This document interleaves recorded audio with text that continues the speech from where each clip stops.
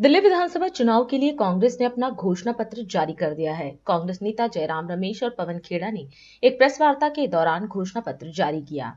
आपको बता दें कि सत्ता में आने पर कांग्रेस ने 5 गारंटी सुनिश्चित करने का वादा किया है, जिनमें महिलाओं को 2500 महीना, 500 में gas cylinder, free ration kit और 25 लाख तक का स्वास्थ्य बीमा शामिल है।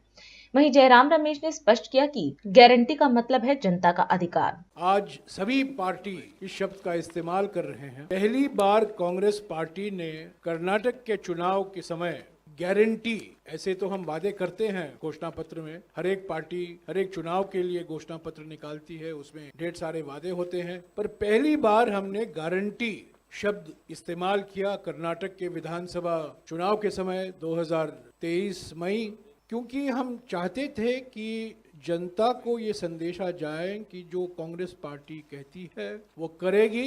ये गारंटी न केवल पार्टी की है पर ये जनता का अधिकार भी बनता, तो इसीलिए हमने गारंटी सोचा।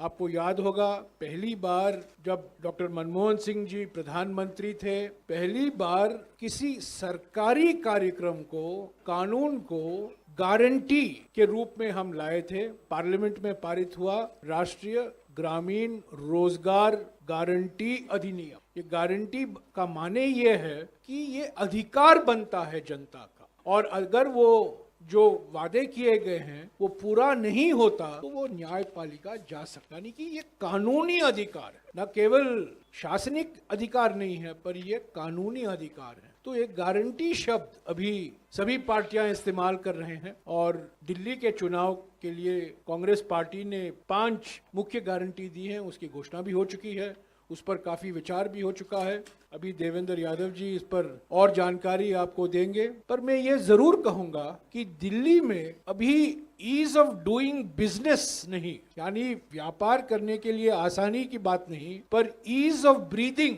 महत्व रखता है, यानी कि सांस लेने के लिए अभी हमें आसानी करनी है। Ease of breathing, ease of doing business नहीं, ईज ऑफ जुमलाबाजी नहीं, पर ईज ऑफ ब्रीदिंग। क्योंकि अगर आप कोई मानक देखें प्रदूषण और संदूषण के मामले में दिल्ली सर्वोपरि है। हमारे देश में प्रदूषण को लेकर, संदूषण को लेकर, रासायनिक संदूषण को लेकर दिल्ली का कोई मुकाबला नहीं। ये देश की राजधानी है, और मैं समझता हूं ये बीजेपी की नीति की वजह से हुआ है। इस गंभीरता से लेना चाहिए था, उन्होंने नहीं लिया है। यहाँ की जो आम आदमी पार्टी की सरकार है वो भी इसको इतनी गंभीरता से जो लेना चाहिए था नहीं लिया है। और मुझे याद है जब शीला दीक्षित जी दिल्ली के मुख्यमंत्री थी, यमुना एक्शन प्लान, जापान सरकार से हमने सहायता मांगी और केंद्र सरकार से हमने ये वादा किया था दिल्ली सरकार को कि पैसे की कोई कमी नहीं पड़ेगी। आप यमुना एक्शन प्लान की शुरुआत हुई थी, पहली बार किसी महानगर में 7000 सीएनजी बस लगाए गए, ये शीला दीक्षित जी के समय हुआ। ये बहुत ही दिल दहला देने वाली घटना है कि इतनी व्यवस्था एक राज्य सरकार नहीं कर पा रही, वो वीवीआईपीस की ही देखरेख में व्यस्त है और रील्स बनाने में सब व्यस्त हैं। जो असली श्रद्धालु हैं, जो दूर से हज़ारों किलोमीटर की यात्रा करके वहाँ पहुँचते हैं, मौसम की मार झेलते वहाँ पहुँचते हैं, उनकी कोई व्यवस्था नहीं है, उनकी सुरक्षा की, उनकी हिफाजत की कोई व्यवस्था नहीं है। पूरे दिन इसका राजनीतिकरण करने में कोई देर नहीं लगा रही, लेकिन अपना राजधर्म का निर्वहन करने में देखिए उन्होंने कितनी कोताही बरती। आपके खिलाफ शराब घोटाले के पुख्ता सबूत हैं, आपके अपने एमएलए की ऑडियो रिकॉर्डिंग भी है, आपकी लगातार एक के बाद एक सबूत आ रहे हैं, इसलिए आप जेल गए। कल को आप कह देंगे भाई पवन खेड़ा को फांसी क्यों नहीं लगी, ऐसे लग जाएगी क्या? आपके खिलाफ तो है सबूत, इसलिए आप जेल गए। अब आप इसमें भी अपने आप को पाक साफ बताना चाह रहे हैं। दिल्ली की हर गली में जिस तरह के शराब ठेके बेचे गए हैं वो सबके सामने है। कहाँ है वो 2000 करोड़ रुपए? देखिए सीएजी रिपोर्ट में क्या लिखा है इनके बारे में। इसी सीएजी रिपोर्ट, जो हमारे बारे में ड्राफ्ट सीएजी रिपोर्ट ले लेकर ही अरविंद केजरीवाल घूमता फिरता था पूरे देश में, आज उसके खिलाफ कितनी सीएजी रिपोर्ट्स आई हैं। इस तरह की गैर जिम्मेदाराना राजनीति इस देश ने पहले कभी नहीं देखी।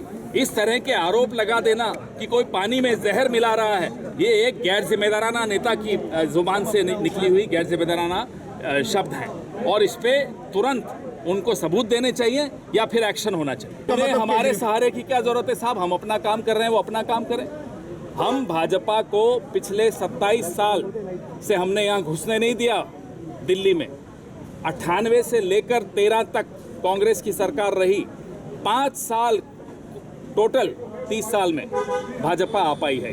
तो हम तो भाजपा को रोकना जानते हैं, हमने यहाँ रोका है इस शहर में। अब देखिए ये नूरा कुश्ती का अंत होने वाला है। 5 तारीख तक जितनी नूरा कुश्ती इन लोगों को करनी कर लेने दें, उसके बाद दिल्ली को एक बढ़िया सरकार, एक स्थिर सरकार और कांग्रेस की सरकार मिलने वाली है। राष्ट्र सर्वप्रथम